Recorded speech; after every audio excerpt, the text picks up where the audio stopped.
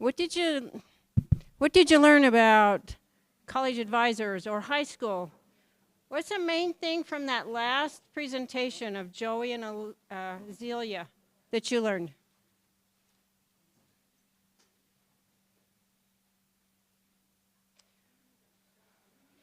Nothing? Or you're just not going to share it with me because it's a secret? Yes, thank you.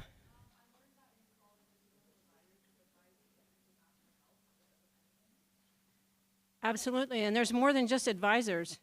Let's say you need help with math. You have an English paper that you want somebody to read it and you want a good grade. There is help everywhere on this campus, so thank you. Okay, one more thing. What did you learn today? Somebody learned something. Oh, you guys, come on, don't make me pull it out of you. Thank you. Absolutely. There is so many resources for you. There are clubs. Whatever you want, it's here on campus. There's one thing I learned. I was a Gear Up counselor, just like Dr. Reyes, who will be speaking. I first met him when he was a Gear Up counselor. But my Spanish-speaking students taught me a phrase. So one thing we want you to do is learn to advocate for yourself.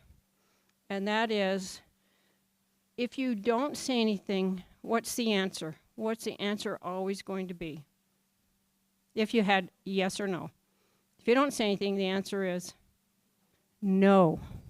So this is the phrase, and I can't say Spanish, so this is my interpretation in English. You already have the no. Go for the yes. Always ask. Always advocate for yourself. Well, this may be it. So let's get started. I get the greatest pleasure to introduce Dr. Kyle Reyes. I consider him a really great friend. He's a friend to so many people.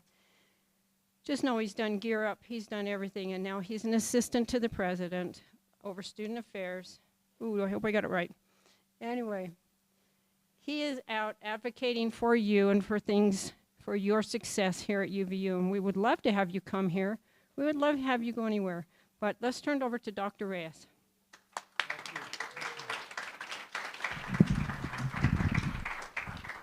I typically don't use the microphone, but I've been asked to use the mic. We good? Can you register that? Okay, let me just break some things down for you. I have a half an hour with you, and that's not much time. And here's the reason why. There's so much to share about the things that are in your future.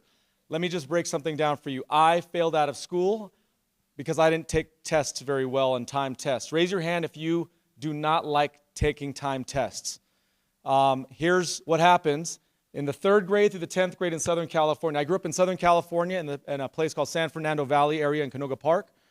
My mom is from the Big Island of Hawaii. She's Hawaiian Japanese. My father's from the Philippines. But I grew up with most of my friends being Latina, Latino, Latinx, Hispanic, from predominantly Mexico, right in Southern California, okay? And later on in life, I did learn Spanish. My partner, my wife, is Navajo. So my house has Hawaiian, Japanese, Filipino, Navajo, and Spanish speaking. And so there's culture being talked about all the time. But let me back up again. I told you I failed out of school a number of times. In my elementary school, I failed a test in the 3rd grade, and until the 10th grade, I kept failing tests. I don't know if you track your GPA, your grade point average, but I did not have a strong grade point average. In the 10th grade, I had an experience, though, that changed everything for me. I grew up, let me share a couple of slides here of my family. So it's a photo of me and my mom. My mom on the bottom right-hand corner, this is my mom and her parents, my grandfather who's Japanese, my grandmother who is Hawaiian. My mother grew up on the Big Island of Hawaii in the northern coast. She was an educator. My father was an artist and a singer, and I kid you not, back in the day before he passed away, he was an Elvis impersonator. I know it doesn't look like it there, but there were times when he would do Elvis impersonations and stuff. So this new movie that came out, by the way, the Elvis movie, when I watched it, I was like, dang, that's like my childhood, is like listening to those songs right there. This was me in high school. That photo is, I'm the one in the middle with the bandana. These are my Pinoy or Filipino brothers right here.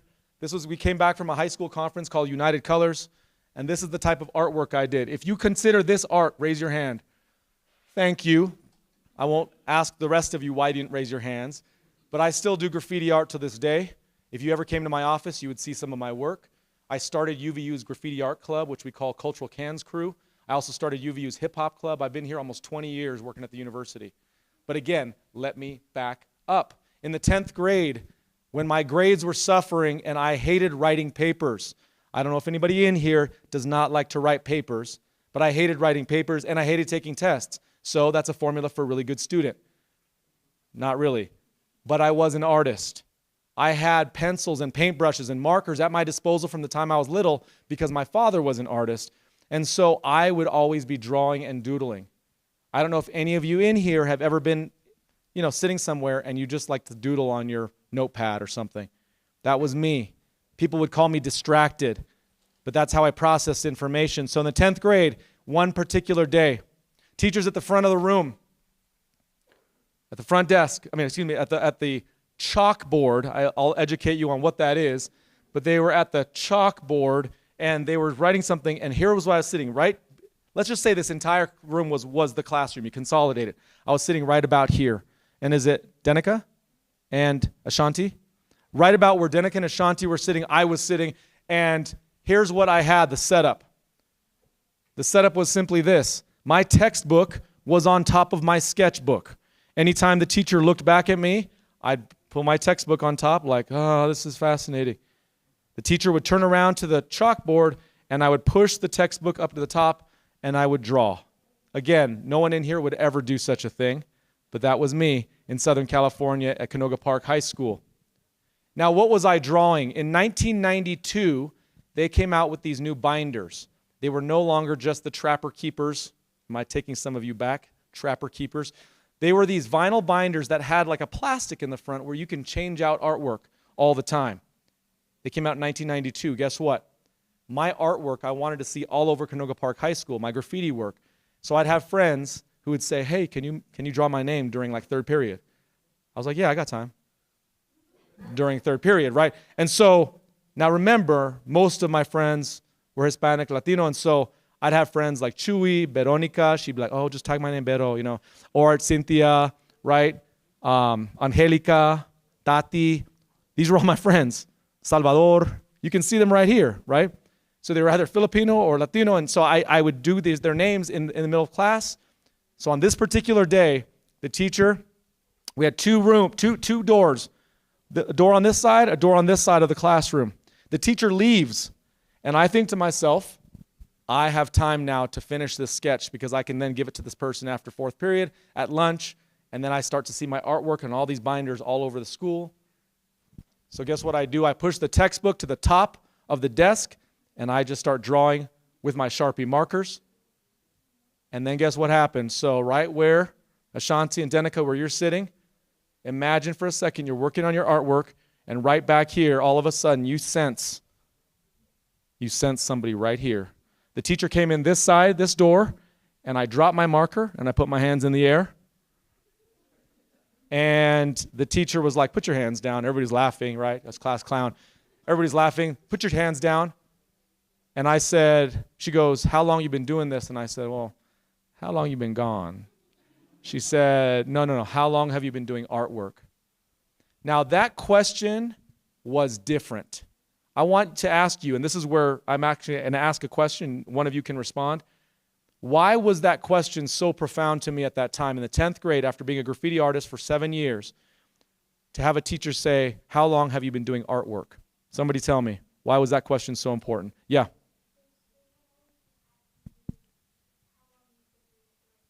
Sure.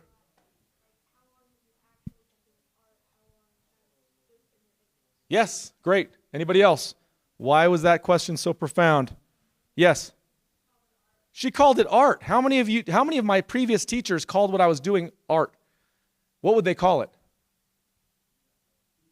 Doodling, graffiti, vandalism, right? Now at Canoga Park High School, if you ever visited in the San Fernando Valley right off the 101 freeway and you went to the Canoga Park High School, the tables were all tagged up. They were all graffitied out, right? Like the tables are all covered already. And so the teachers are used to this. The teacher said, I was waiting for the teacher to say, let's send you to the office or whatever, and give me your book. She goes, put it away and come see me after class. And everybody in the class was like, ooh, because they thought, right? And so I said, okay, and I just put it away. So everybody leaves, and I'm over there just kind of shuffling to the front, right? Just like kind of feeling bad a little bit. And I get up to the front, and she's like, hey, you're really talented. You should take an AP studio art class next year. What's an AP class? Advanced placement.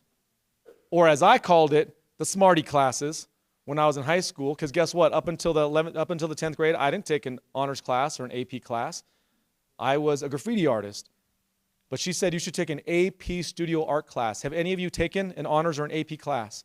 Anybody in here? Has anybody taken AP art? Okay, do they even offer that here in the state of Utah? I don't even know. But they do? Okay, AP studio art. I took that in my junior year of high school. You guys, it blew my mind. I did photography, sculpture, I did design, I did charcoal, I did watercolor, and I started to realize there's all these different ways to express yourself. And then something happened in my junior year. This is my senior year, by the way, the left picture. My junior year, they said, hey, would you mind speaking at something to tell us about your art piece?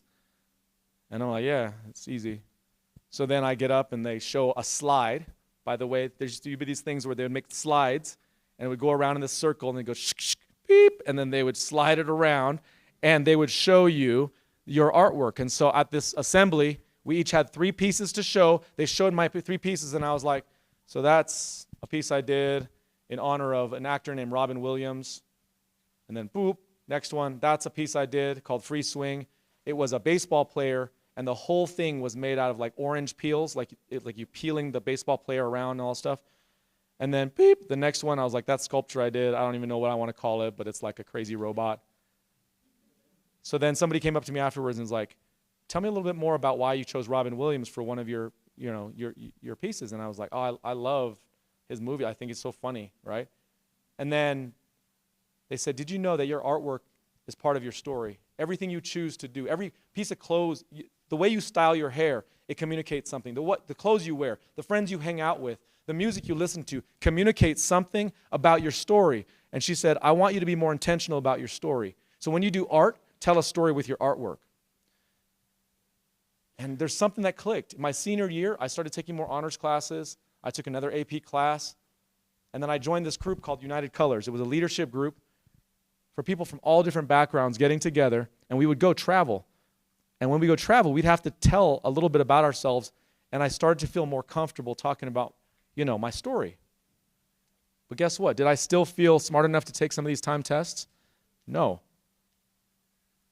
I tried college one year, and I failed out.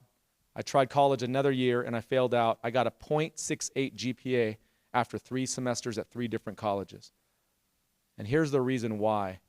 I kept thinking that the only value I had academically and intellectually was whether or not I can take tests and write papers.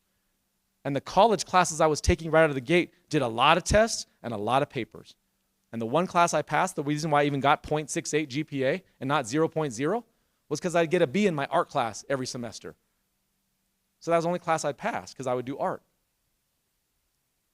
And you guys, if it wasn't for mentors who started to get me involved in cultural dancing, and I started to learn the dances of my Polynesian heritage and ancestors, and if it wasn't for opportunities to learn other languages like Spanish, right, in the northern coast of Colombia, in Barranquilla, Colombia, and if it wasn't for opportunities to go and take public speaking classes, I would have thought that college was only for those who could write a paper and take a time test. And that is false.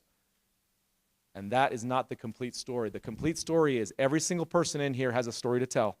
And you have your own way to tell it. So let me tell you a couple of things that have helping. I want you to think about this idea of finding your spark. What is it that lights that gets you excited about something? Because I want to also do a reality check. You heard from my wife this morning, Michelle. She showed a photo of our family. I have a 17-year-old at Mountain View High School, a 16-year-old at Mountain View High School, a 14-year-old at Lake Ridge Junior High, a 12-year-old at Orem Junior High, and I have 3 kids at Trailside Elementary. Yes, that's 7 children all in school this year. We're trying to keep track of like everything, right? As we talk about them and their talents, they're all so different, as are you. And I say to my oldest son, who's a senior this year, I say, hey, at some point, you got to like grow up, right? Like adult. Like, that's coming, right? He's like, yeah. I just don't want to pay bills. I'm like, yeah, okay. That's not a thing. So we're having some reality check conversations, and I don't care what grade you're in. There's a reality check moment you can have right now, and that is this. You were meant to do something in this life. You were meant to affect people. You were meant to make an impact. And what education does is it allows you to find what that might be. It gives you exposure to so many different ways for you to tell your story. Some of you like to cook. Guess what? That's called a culinary art. You can tell your story by the food you cook. Some of you like to counsel. You like to be a good friend, and there's psychology. There's an art form of listening to somebody and then being empathetic to their issues, and then you can be somebody that helps them work through some of those issues. Some of you like the sciences, the hard sciences, and that's part of your story. I want to help you find your spark. So, take a look at this quote from George Neller. Creativity, as has been said, consists largely of rearranging what we know in order to find out what we do not know. Hence, to think creatively, we must be able to look afresh at what we normally take for granted. I'm going to show you an image of an object in a second here. Here's what I want you to do. If you're in groups of 3, you can talk in groups of 3.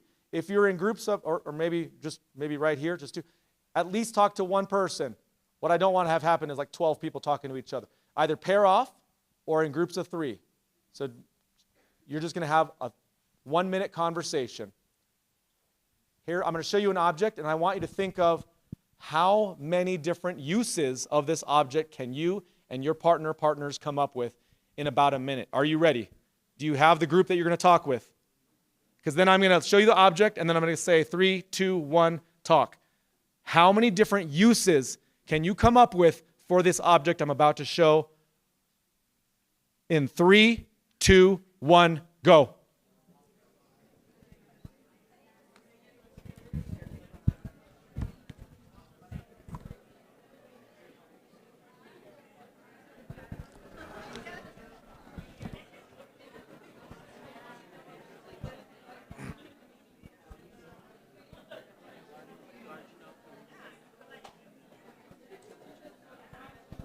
Keep going.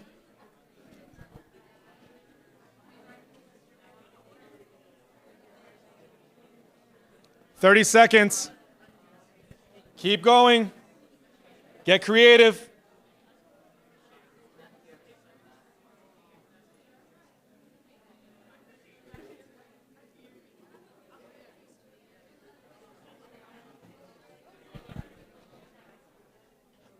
"10 seconds. 5, 4, 3, 2, 1. Raise your hands if you believe your grouping came up with at least 10 ideas. Raise your hand if you think you came up with at least 10 ideas. Okay. Now here's the fun part. Just start calling out some ideas. We'll start first. I'm going to do it region by region. This grouping right here. What are just a couple of ideas? A weapon. Ooh, you went there first. People are like, okay, you can pull it open, and all of a sudden you can get somebody. Okay, a weapon. What else? Hold papers together. That's creative. I like it. I like it. What else? Pick a lock. Girl. People watching out for these folks here. First you got like hurt somebody. Pick a lock. No, I'm just playing. Okay, right through here. This grouping right here. Art. Nice. You can make a phone stand by bending it in different ways, okay? Say that again. 1 gram example of a gram, okay? Yes. Jewelry, yes. Resetting something because it's the only thing that'll fit in here. Now to this section right here, yes. Cut butter. I like it. The answer is yes, you can do it. But now I'm thinking about, well, I got to get that person a knife back there, but you're good. What else? Zipper. Yes. Writing utensil. sewing, earrings, fixing things. Now, here's the thing. Let me just talk to you for a second about why we did this example.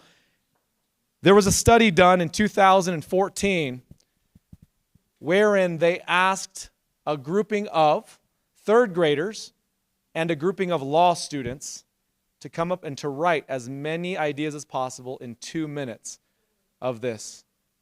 Which group had the longer list? The third grade students, but why? Somebody tell me why. Creativity, what else? One more time. Less constricted area of thought. I know that's what y'all were about to say. Less constricted area of thought. Look,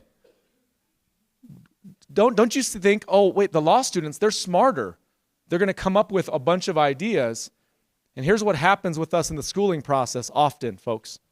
We think there is only one answer because we sometimes get trained that on the time test, on the standardized test, there is only one correct answer, and if I get it wrong, therefore that weighs on me, and therefore that's my worth, and that's my competency, and that's the contribution I can make in this world.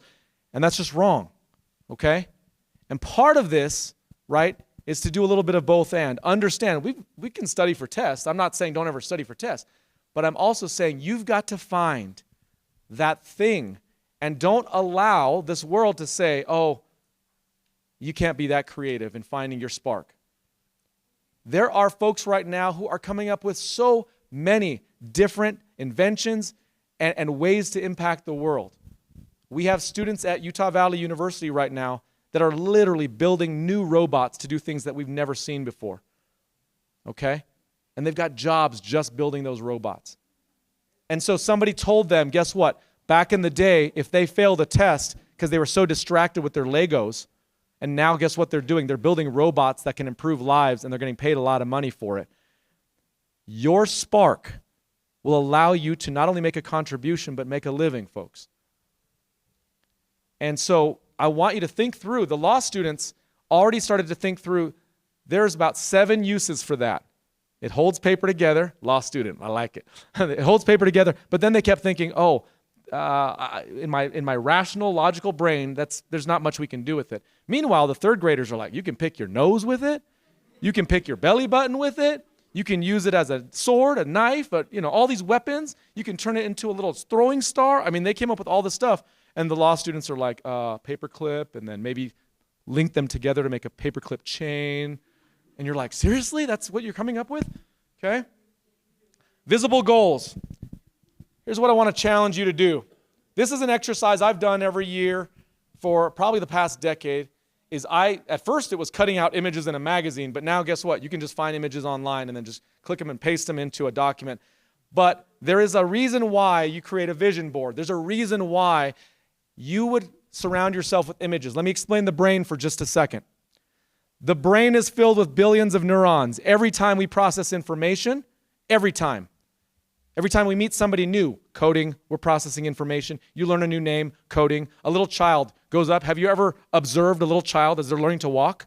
Or they take something and they squish it in their hands and they put it in their mouth and they spit it out? They're testing. They're gathering information. We do that from the time we were little. You're still doing that now. Every space you go into, you wonder, who am I going to sit next to so I can have a good time? Who am I going to not sit next to so I don't feel threatened? What kind of food do they have at lunch? I'm going to pick this because my last information tells me that I don't like tomatoes, so I'm going to pick this one. Your behavior is affected by all the data you've been gathering your whole life. So why does it matter to have a vision board? You guys, when we were really little, we used to dream big. And guess what? As we get older, sometimes reality sets in and we're like, oh, we can't do that. We can't do that. And so we start to put limitations on what we can achieve. The vision board, find images that inspire you. And guess what? Every time you see it, it gets coded in your brain as a possibility. It's the same for negativity. There's lyrics in music that can either, some people are like, oh, I just love it because, it's just real. Yeah, but you listen to it over and over again and you wonder why you're perhaps sad. Because the lyric is just nonstop sadness. You need to assess what you're surrounding yourself with because you're processing information every single moment. You know what it feels like if somebody comes up to you, meets you, and actually remembers your name. You perceive that teachers care about you when they know your name. Why does that matter? It's because in your brain, it actually processes, not only do they know my name, they care about me enough to know my name. You see, our brains are powerful things. Every time we look at this, there's something on this particular vision board, which is a generic vision board, by the way, but there's something on here that resonates with most people. Something. Not everything, but something. You want to see my son's vision board when he was like 5? Okay, this is Kiave. On December 31st, I sit down with my kids and they write out their little like goals for the next year, and then we go find images online, and then we create this board, we create this paper. I print it out on like 11 by 14, put it on their bedroom door. Check out his goals for the year. Really, really sophisticated, right? Go to a toy store. Like in 365 days, Dad, I think we can make that happen. Go to a toy store. Cut back on candy. Now, why would he even say that? It's because we're all like, Calvi, you eat a lot of candy. And okay, you'll see how he did. Go to a mountain. We live in Utah. Super easy. Okay, and all this down. That's a picture of him. So guess what we did? We cut out photos. I mean, we found photos online, put them up here. It was on his door.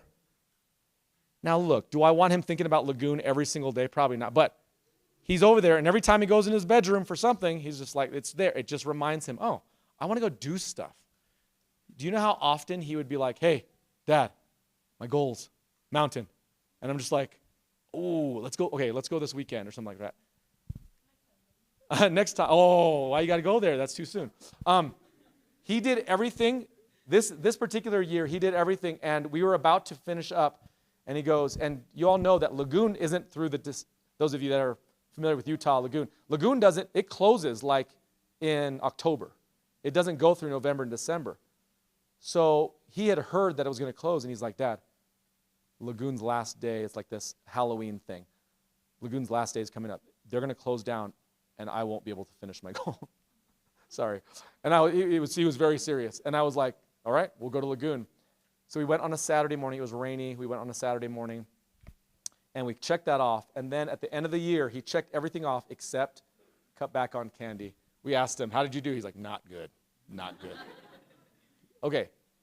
My vision board this last year had things to do with UVU, my family. I was working on a book, trying to finish a book. And then let me tell you a little bit more about what's on my vision board. I design shoes. I've designed pairs of shoes for a lot of people, and let me tell you why I design shoes. So hold on. Oh, got scared there. I took my graffiti talents to shoes. Why? In the summer of 2015, my mom passed away in April of 2015. I did not grieve very well for a while. I just kind of tried to tough it out. And in the summer of 2015, there was a gentleman who came here to do a workshop. And what he was doing was he was going to skate parks and encouraging young people to put artwork on their shoes. And then when they would skate, they could kind of skate with their story. I did his workshop. I was sitting there. I was just doodling on a pair of shoes. And then I just got very emotional. I started to grieve my mom's passing. And I thought, you know what, let me connect with my mom's heritage, her Hawaiian heritage. And so I started researching out different stories. Now again, 2015, this is a couple years before the movie Moana came out. So we already knew about Maui before y'all knew about Maui, okay? No, I'm just playing. So this was the Hawaiian depiction of the feats of Maui. This was done with 2 Sharpie markers. And I just started sketching on a pair of leather sort of canvas shoes, leather shoes that were Vans. And then I found a passion. I like drawing on shoes because when people wear them, inevitably somebody asks, hey, what's the story behind those? Like, where'd you get those? So now what I do is my spark, in addition to being an educator and coming and being honored to talk to people like you, my spark is to say thank you to people that didn't even know that they'd have influenced my life. So I start to do a bunch of different shoes. I made this one. It's called First Wave to honor those people that are ever part of the canoe people of any island chain in the world. Then my wife was like, I want a pair of shoes, but I don't want canvas Vans.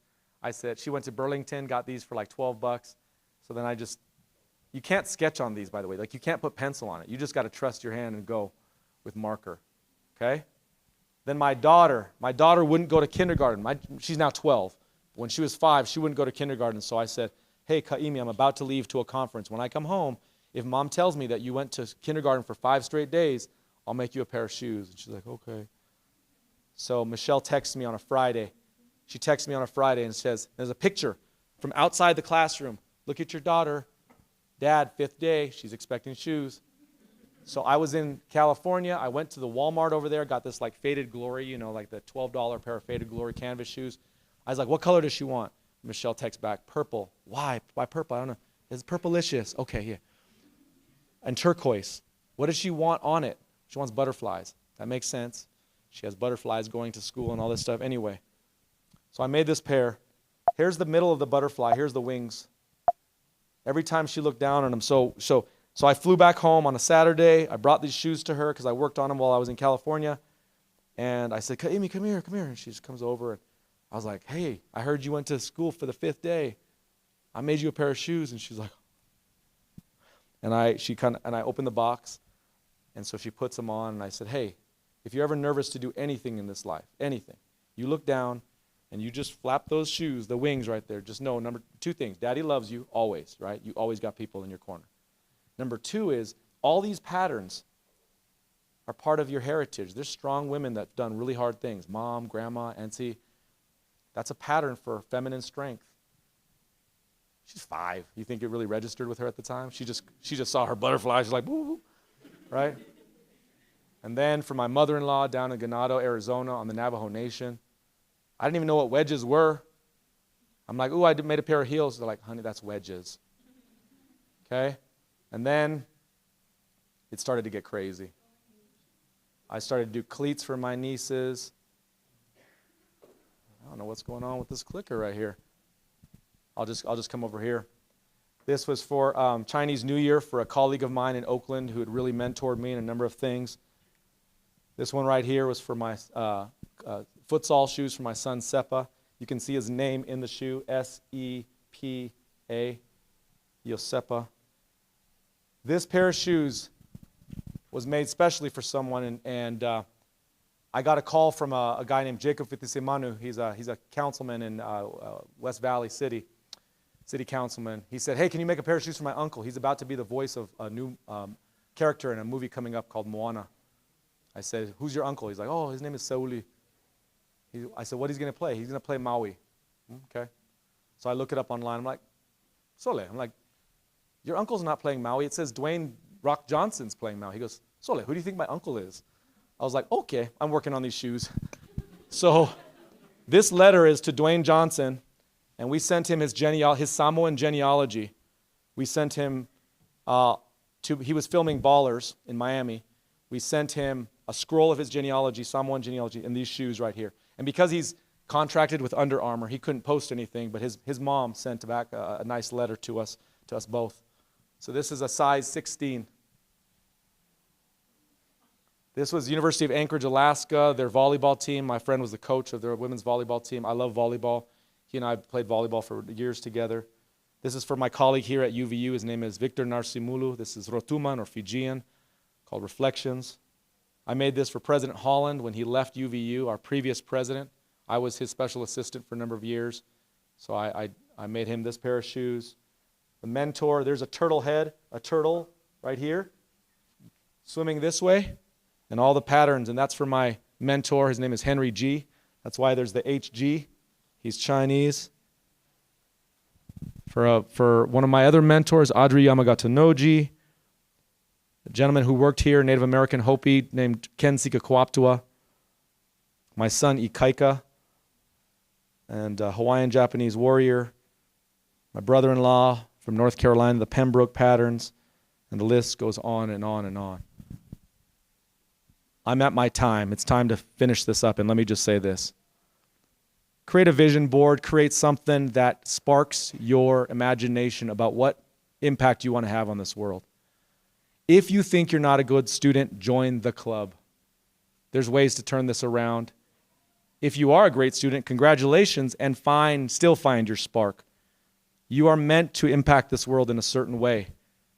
And Gear Up, I was a counselor. I was a counselor for Provo High School and Timpview High School from 2006 to 2007. And I remember I still keep in touch with my Gear Up students. This is an amazing program. You're lucky to be a part of it, and it's been an honor to be with you. Thanks, everybody. It's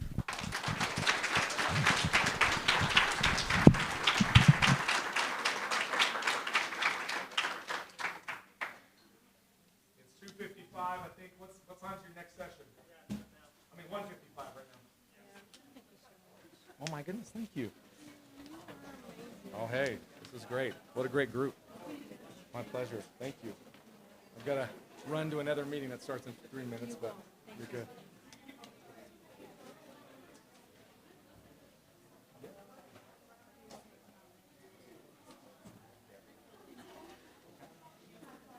Yeah, I mean, I'm on social media. You can take down my email address. I don't know if that's just, I can just give it to you right now. Kyle.Reyes@uvu.edu.